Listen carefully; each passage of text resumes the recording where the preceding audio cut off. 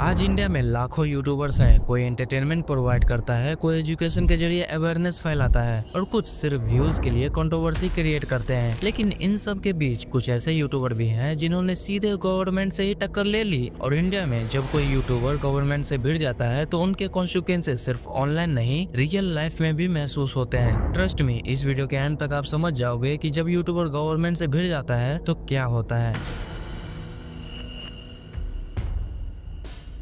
और ये कहानी है एक ऐसे यूट्यूबर की जिसका करियर एक पॉलिटिकल लीडर के वजह से हमेशा के लिए खत्म हो गया। ये है नलिन यादव, जो मुनावर फारूकी के एक शो के लिए ओपन करते हैं, जो कि सिर्फ उन्होंने 5 मिनट के लिए ही स्टैंड अप किया। लेकिन उसके बाद मुनावर फारूकी के कुछ पॉलिटिकल और धार्मिक जोक्स की वजह से एक कंट्रोवर्सी हो जाता है, जिस पर हम आगे बात करेंगे। बट पहले नलिन यादव के बारे में देख लेते हैं। उस कंट्रोवर्सी के बाद नलिन यादव 16 मार्च के दिन सुबह सुबह उठे तो उसके घर के ऊपर टायर जल रहे थे। ऊपर गए तो देखा एक बाइक का टायर जल रहा था। पहले लगा ये कोई प्रैंक है, पर जल्दी समझ आ गया ये प्रैंक नहीं, उसके घर पर एक अटैक है। आज सुबह की बात बताता हूँ कि 6 बजे मैं उठ के अपनी छत पे गया। रोज की तरह मेरे घर पे आग लगी हुई थी। छत पे किसी ने जलता हुआ टायर फेंका हुआ था। नलिन ने अपने पड़ोसी से पूछा, भाई ये किसने किया? पर जवाब में मिला गाली, धमकी और थप्पड़। उसको कुछ समझ नहीं आया कि लोग उसके साथ ऐसा बर्ताव क्यों कर रहे हैं। तुरंत उसने पुलिस को कॉल किया तो पुलिस ने बोला थाने आओ। थाने गए तो वहाँ बोला गया हेल्पलाइन पे कॉल करो।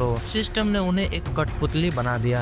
और इन 4 सालों में 5 सालों में मेरे घर पे कम से कम 7-8 बार हो चुका है। मैं हर बार पुलिस के पास जाता हूँ और हर बार अपनी FIR कराने की कोशिश करता हूँ, लेकिन पुलिस मेरी तरफ से हमेशा एक बहुत छोटी सी FIR कर देती है। और अब एक नई चीज पुलिस ने कर दी है कि वो उनकी तरफ से एक क्रॉस FIR लॉज मेरे ऊपर कर देते हैं, जिसमें मेरे से भी बड़ी धाराएं उनके मेरे ऊपर लगा दी जाती हैं। जबकि क्राइम मेरे साथ होता है, मेरे पास हमेशा प्रूफ होते हैं। मैंने हर तरीके का प्रूफ, हर तरीके का गवाह, हर तरीके की चीज़ कोर्ट में, पुलिस में, हर वो दरवाज़ा जहाँ कानूनी रास्ते से हेल्प मांगी जा सकती थी, मैंने वहाँ वो हर चीज़ करके देख ली अपनी लाइफ में। इसी बीच 50 लोगों की भीड़ उनके घर के बाहर जमा हो गई। चिल्लाने वाले, धमकाने वाले और बीच में एक कॉमेडियन जो बस अपनी जान बचाने के लिए इंस्टाग्राम लाइव पे आ गए। और ये सब सिर्फ एक दिन का इशू नहीं था, ये सब साल 2021 से ही चल रहा था। वही दिन याद करो जब मुनावर फारूकी अरेस्ट हुए थे। उस दिन उस शो में नलिन यादव भी परफॉर्म किया था, बस 5 मिनट के लिए। लेकिन जब एक क्लब पे गौर बीजेपी MLA का बेटा अपनी भीड़ के साथ वहाँ घुसा तो शो बंद कर दिया गया। पुलिस आई और बिना कुछ सोचे मुनावर के साथ नलिन यादव को भी उठा लिया। लेकिन सबसे चौंकाने वाली बात यह थी कि नलिन का कोई वायरल वीडियो भी नहीं था। उन्होंने पॉलिटिक्स पर जोक तक नहीं किया था, फिर भी 57 दिन तक जेल में बिता दिए। वो क्यों? क्योंकि मुनावर फारूकी ने कुछ पॉलिटिकल जोक्स किए थे, इसलिए वो जब जेल से निकले तो उसके लिए दुनिया बदल चुकी थी। वो अब कॉमेडियन नहीं, क्रिमिनल बन चुके थे। उनके ऊपर कुछ पॉलिटिकल पार्टीज की तरफ से बार बार अटैक होने लगे और ये 1 या 2 बार नहीं था, बल्कि 6 से 7 बार था। ऐसा नहीं है कि ये मेरे साथ पहली बार हुआ है। इस पूरे 3 साल के दौरान मेरे घर पे कम से कम 6 से 7 बार ये हमला हुआ है। मेरे भाई का पैर तोड़ दिया गया, 3 महीने तक वो बिस्तर पे पड़ा रहा। और इतनी बार हम लोगों को मारा गया है। मैंने कितनी बार इंस्टाग्राम पे पोस्ट किया है, कितनी बार इसके बारे में हर जगह ऑनलाइन बताया है। और नलिन हर बार पुलिस के पास कंप्लेन करते, लेकिन पुलिस भी पॉलिटिकल प्रेशर के वजह से किसी को भी अरेस्ट नहीं किया। ऊपर से उन्हीं के खिलाफ काउंटर FIR डाल दी गई। पर आज तक पुलिस ने एक दिन के लिए भी किसी भी अपराधी को एक दिन के लिए भी अरेस्ट नहीं किया, ना कभी किसी को थाने में बंद करा, ना कभी किसी को जेल हुई। मतलब मार भी खाओ और केस भी लो। धीरे धीरे उनका करियर खत्म हो गया। कॉमेडी क्लब ने उनका नाम ब्लैकलिस्ट कर दिया और इवेंट ऑर्गेनाइजर्स ने इग्नोर करना शुरू कर दिया। आखिर में उन्होंने एक डिजिटल मार्केटिंग कंपनी ज्वाइन की। सोचा लाइफ वापस ट्रैक पर आ जाएगी, लेकिन जैसे ही कंपनी को पता चला कि ये वही कॉमेडियन है जो जेल गया था, सीधा निकाल दिया गया। आज नलिन यादव कॉमेडी नहीं करते, बल्कि किसी रियल एस्टेट में काम करते हैं। लेकिन सवाल यह है कि क्या इंडिया में अब फ्रीडम ऑफ स्पीच एक जोक बनकर रह गया है? क्या गवर्नमेंट का सिस्टम इतना इनसिक्योर हो गया है कि ये कॉमेडी से भी डरता है? एक बार सोचो, हंसाने वाले को क्रिमिनल बना दिया गया और गुंडागर्दी करने वाले जो रियल क्रिमिनल है उसको प्रोटेक्टर। लेकिन ये तो था नलिन यादव के बारे में कि कैसे उसका करियर वहाँ की गवर्नमेंट की वजह से बर्बाद हो गई। लेकिन इन सब की शुरुआत मुनावर फारूकी से हुई थी। ये बात है इंदौर सिटी की न्यू एरिया कॉलोनी का एक छोटा सा कैफे विस्कर्स एंड पाउज। वहाँ पे एक प्राइवेट पार्टी चल रही थी, म्यूजिक, लाफ्टर और थोड़ी सी मस्ती। लेकिन किसी ने सोचा नहीं था कि कुछ देर बाद यही लाफ्टर क्राइम बन जाएगा। उस रात मुनावर फारूकी और उनके 4 दोस्त नलिन यादव, जिसके बारे में मैंने आपको पहले ही बता दिया, अर्जुन श्रीवास्तव, आशीष सोलंकी और अमित साहू एक शो के लिए बुलाए गए थे, एक नॉर्मल कॉमेडी गिग। लेकिन ट्विस्ट ये था वो पार्टी सनातन सांस्कृतिक रक्षा दल के एक कार्यकर्ता ने होस्ट की थी और वहीं से शुरू हुआ स्क्रिप्टेड कंट्रोवर्सी का ड्रामा।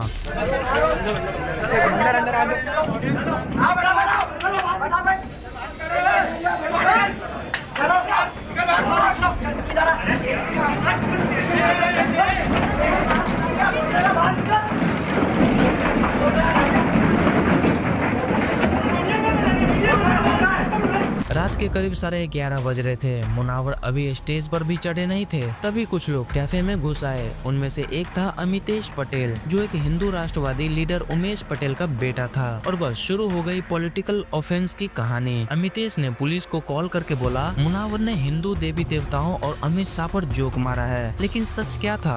आप ये सोच लो कि सिर्फ मैं हिंदू मेरा सबसे पहले वीडियो में सबसे पहला जो टेररिज्म और इस्लाम पे है, और सेकंड हर वीडियो में ट्रिपल तलाक पे जो है, मेरा गुस्से पे जो है बराबर। बट मैं ये नहीं बोल रहा कि ये मुझे अलाउ करता है कि मैं आपके धर्म का मजाक बना सकूं। आपने अल्लाह के ऊपर या पैगंबर साहब के ऊपर बनाया क्या? मेरी पूरी बात है। उसके बाद फिर भी पुलिस ने एक्शन लिया और 1 जनवरी 2021 की सुबह 1 बजे मुनावर और उनके दोस्त इंक्लूडिंग नलिन यादव को अरेस्ट कर लिया गया। चार्ज लगे IPC 295A, 153V, 505 और आर्म्स एक्ट, मतलब एक जोक के लिए टेररिस्ट जैसे सेक्शन। अरेस्ट के बाद कोर्ट में पेशी किया गया और जज ने 7 दिन की पुलिस कस्टडी दे दी। फिर 8 जनवरी को जुडिशियली कस्टडी 14 दिन के लिए बढ़ा दी गई। एक तरफ वो लोग थे जो कह रहे थे ये तो भावनाओं को ठेस पहुंचा रहा है, और दूसरी तरफ वो लोग थे जो चिल्ला रहे थे भाई ये तो जोक बोला ही नहीं। सोशल मीडिया पर एक आग लग गई और मुनावर फारूकी ट्विटर पे ट्रेंड करने लगा और उसके सपोर्ट में कई लोग और यहाँ तक कि कई सेलिब्रिटीज भी आए। लेकिन ऐसे ही होते होते जेल के 22 दिन गुजर गए और हाँ, उसके साथ नलिन यादव भी थे जो और कुछ दिन जेल में रहने वाले थे। और जब 35 दिन जेल में गुजर गए तभी 5 फरवरी 2021 को सुप्रीम कोर्ट ने केस में एंट्री ली और अगले ही दिन मुनावर फारूकी जेल के बाहर हो गए। लेकिन मुनावर तो निकल गए बट नलिन यादव जेल के अंदर ही रहे, जो कि मैंने पहले ही आपको बता दिया। 23 मार्च 2025 मुंबई की द हैबिटेट क्लब एक स्टैंड अप शो के लिए परफेक्ट जगह, लेकिन उस दिन कॉमेडी की जगह वहां सिर्फ तोड़फोड़ और गुंडागर्दी हुआ।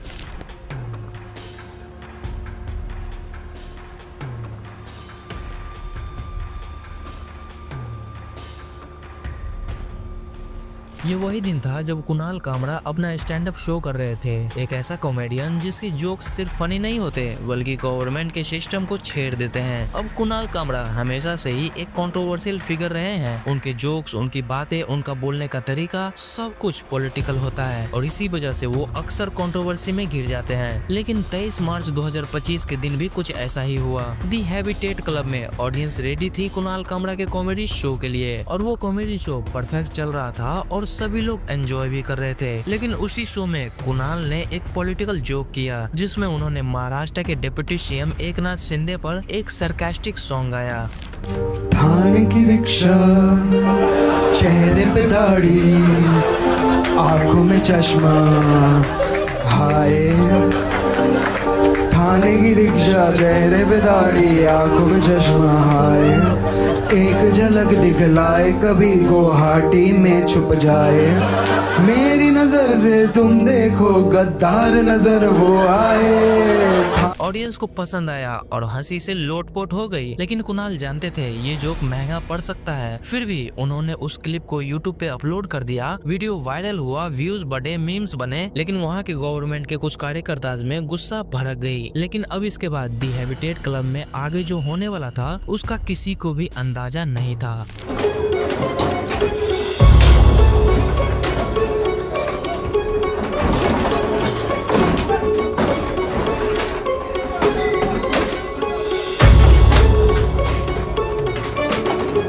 उस दिन शिवसेना के कुछ कार्यकर्ता हाथ में हॉकी डंडे और हथियार लेके वेन्यू के अंदर घुस आए और वहां देखते ही देखते कुछ सेकंड में सब कुछ तबाह हो गया। कुर्सियां टूटी, पूरा शीशा टूटा, देखते ही देखते वहां पूरा तोड़ फोड़ मचा दिया। लेकिन सबसे चौंकाने वाली बात यह है कि वहां पे पुलिस भी मौजूद थी, लेकिन उन्होंने किसी को रोका नहीं, क्योंकि ऑब्वियस ही बात है कि वहाँ के गवर्नमेंट के ही तो कार्यकर्ता थे। इसलिए एक ऐसा स्टेज जहाँ पे लोग हंसने आते थे और वो तोड़ फोड़ और गुस्सा का मैदान बन चुका था। लेकिन ये यही नहीं रुका, उस दिन कुणाल कामरा के पुतले भी जलाए गए।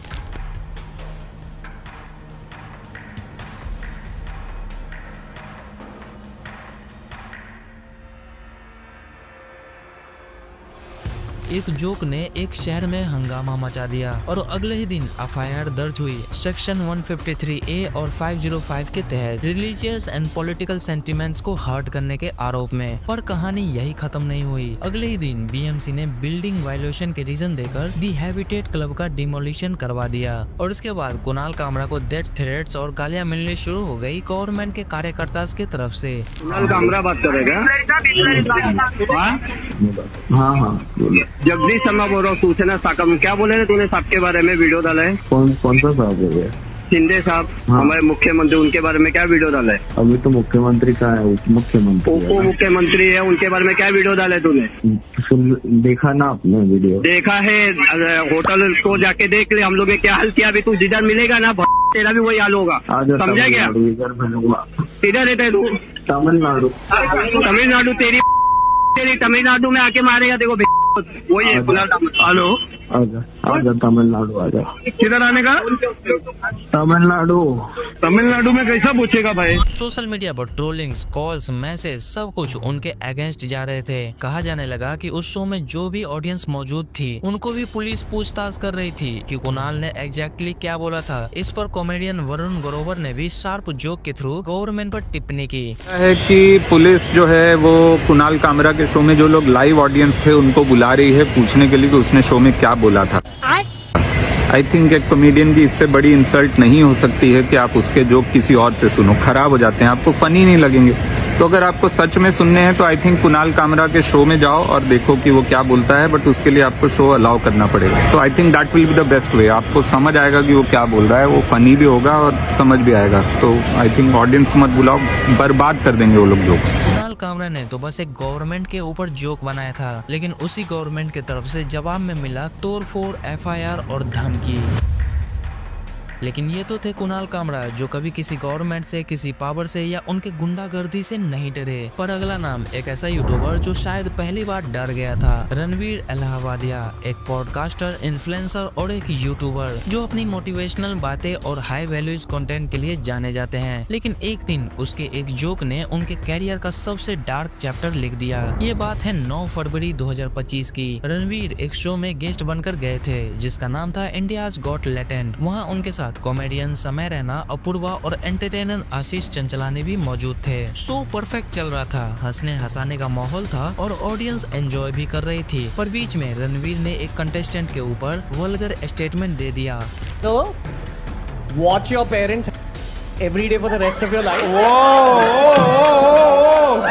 क्या हो गया रणवीर भाई को? और अपने पकड़ लीजिए तुरंत। और would you join in once and stop it forever? एक ऐसा जोक जो सेकंड में उसके करियर को बर्बाद करने का कारण बनने वाला था। उस वक्त सबने उसे एक कैजुअल रिमार्क समझा, लेकिन जब शो का क्लिप सोशल मीडिया पे वायरल हुआ तो लोगों ने उसे ऑफेंसिव और इंसल्टिंग कह दिया और फिर वही वीडियो हर जगह वायरल हुआ और वायरल के साथ ही शुरू हुआ ट्रबल। वो वीडियो देखकर सिर्फ आम लोग ही नहीं बल्कि कुछ गवर्नमेंट के लीडर्स भी इस मुद्दे में कूद पड़े और जैसे ही गवर्नमेंट के कुछ लोग इस कंट्रोवर्सी में शामिल हुए वैसे ही रणवीर इलाहाबादिया के पुतले जलाए गए और 10 फरवरी 2025 को मुंबई में एफआईआर दर्ज हुई IPC 294, 509 और IT एक्ट 67A एक्ट के तहत। लेकिन कहानी यही खत्म नहीं होती। गुवाहाटी में भी एक और एफआईआर फाइल हुई। उसके बाद फिर आया 7 मार्च जब साइबर सेल्स ने रणवीर को नोटिस भेजा और उन्हें गुवाहाटी में इंट्रोगेशन के लिए बुलाया गया। कहा जाता है उस दिन उनसे घंटों तक पूछताछ हुई। कुछ पॉलिटिकल लोग उनकी गिरफ्तारी की मांग भी करने लगे थे। लेकिन सोचो जरा, एक मोटिवेशनल फिगर जिसके पॉडकास्ट पर देश के बड़े बड़े सेलिब्रिटीज आते थे और पुलिस के सामने बैठे हुए अपने एक जोक का मतलब समझा रहे थे। लेकिन फिर आया 18 फरवरी 2025 जब सुप्रीम कोर्ट ने उनकी अरेस्ट पर स्टे ऑर्डर लगा दिया। कानून ने उन्हें बचाया लेकिन उनकी रेपुटेशन पे लगा दाग अभी तक मिटा नहीं। आखिर में रणवीर ने पब्लिक अपॉलॉजी दी लेकिन जनता का फैसला आ चुका था। उन्होंने उसे फेक अपॉलॉजी और डैमेज कंट्रोल कहा और तब से लेकर आज तक वो एक ही जोक उनके करियर का सेटबैक बन गया। एक तरफ कुणाल कामरा जैसे कॉमेडियन हैं जो पॉलिटिकल पावर से टकरा जाते हैं और दूसरी तरफ रणवीर इलाहाबादिया जैसे क्रिएटर जो एक हार्मलेस जोक के चक्कर में अपना पब्लिक इमेज खो बैठते हैं। दोनों कहानियों में फर्क सिर्फ एक ही है कि एक ने जोक के जरिए सिस्टम को चैलेंज किया और दूसरे ने जोक के जरिए सिस्टम का गुस्सा झेला। लेकिन जहां गवर्नमेंट की बात हो और ध्रुव राठी का नाम ना आए, ये तो हो ही नहीं सकता। आज ध्रुव राठी इंडियन यूट्यूब का सबसे कंट्रोवर्शियल और पॉलिटिकल चार्ज नाम है, बिकॉज वो गवर्नमेंट के सिस्टम पे सवाल पूछता है, उसे चैलेंज करता है और उसे क्रिटिसाइज भी करता है। जब 2014 में बीजेपी की सरकार इंडिया में बना तो उसके एक साल पहले 2013 में एक छोटा सा यूट्यूब चैनल स्टार्ट होता है ध्रुव राठी नाम से। उनका चैनल बनाने का मोटिव सिंपल था, लोगों को फैक्ट से जरिए जागरूक करना। कोई ड्रामा नहीं, कोई फेक चीजें नहीं, सिर्फ रिसर्च और लॉजिक। लेकिन जब आप सिस्टम के बारे में सच बोलते हो तो सिस्टम खुद आपका सबसे बड़ा एनिमी बन जाता है। ध्रुव राठी ने जब सरकार की पॉलिसीज, उनके काम और उनके फेल्योर्स पर सीधे सवाल उठाए तो गवर्नमेंट के कुछ लोगों को ये पसंद नहीं आया। प्रॉब्लम ये थी कि ध्रुव राठी इंडिया में नहीं रहते, वो जर्मनी में सेटल हैं और वहाँ के लॉ उन्हें फ्रीडम ऑफ स्पीच का प्रोटेक्शन देते हैं। लेकिन अगर वो इंडिया में होते तो शायद उनके अगेंस्ट कब का कोई केस बन गया होता। लेकिन डिस्टेंस होने के बावजूद भी गवर्नमेंट के तरफ से उन्हें चुप कराने के कई अटेम्प्ट्स हुए। साल 2022 में आईबी मिनिस्ट्री ने उनके कुछ वीडियोस को ब्लॉक कर दिया, ये कहकर कि उसमें मिस इन्फॉर्मेशन है और फेक क्लेम्स हैं। अब रीजन जो भी हो, इस मामले में साफ पता चल रहा था कि कौन से गवर्नमेंट उसे चुप कराने की कोशिश कर रहा है और गवर्नमेंट का ये सिलसिला चलता रहा। फिर 2023 और 24 के बीच आईटी रूल्स और फैक्ट चेक यूनिट के थ्रू उनके कई वीडियोस डिमोनेटाइज कर दिए गए और कई डिलीट भी। फिर 2024 में एक बीजेपी स्पोक पर्सन ने डिफेमेशन केस फाइल कर दिया ध्रुव राठी के खिलाफ और बात यही खत्म नहीं हुई। 2025 में जब ध्रुव ने इलेक्शन कमीशन स्कैम पर एक डिटेल वीडियो बनाया तो उस पर भी एफआईआर की डिमांड उठ गई। मतलब भाई फैक्ट बताने पर भी गवर्नमेंट को ध्रुव राठी की तरफ से कड़वी लगी। और फिर मई 2025 में एक और बड़ा कंट्रोवर्सी सामने आया। ध्रुव ने सिख गुरु पर एक वीडियो बनाया जिसके बाद एसजीपीसी ने ऑब्जेक्शन उठाया और एफआईआर की धमकी दी। आखिर में ध्रुव ने पॉलिटिकल प्रेशर के वजह से खुद उस वीडियो को डिलीट कर दिए। लेकिन सोचो जरा, ध्रुव राठी अपने फैक्ट्स के जरिए गवर्नमेंट को क्रिटिसाइज करते हैं, लेकिन बदले में उसे demonetisation, content blocks, legal threats और गालियां ये सब मिलता है। लेकिन ध्रुव राठी अभी भी वो सरकार से नहीं डरते, वो आज भी उसे क्रिटिसाइज करते हैं। अभी तक मैंने कुणाल कामरा, रणवीर अहलावालिया, ध्रुव राठी, नलिन यादव, मुनावर फारूकी के बारे में बताया कि कैसे किसी ने जोक बोला, किसी ने स्टेटमेंट दिया और किसी ने सच दिखाया और सभी ने इस गवर्नमेंट के सिस्टम का गुस्सा झेला। और यही होता है जब यूट्यूबर्स गवर्नमेंट से पंगा ले लेते हैं तो। और हाँ, क्या होता है जब यूट्यूबर्स किसी गैंगस्टर से पंगा ले ले। तो अगर आपको पूरी डिटेल में वीडियो देखना है तो आप इस वीडियो पे क्लिक करके उसे देख सकते हो। मैं आपसे उसी वीडियो में मिलूंगा, तब तक के लिए बाय बाय।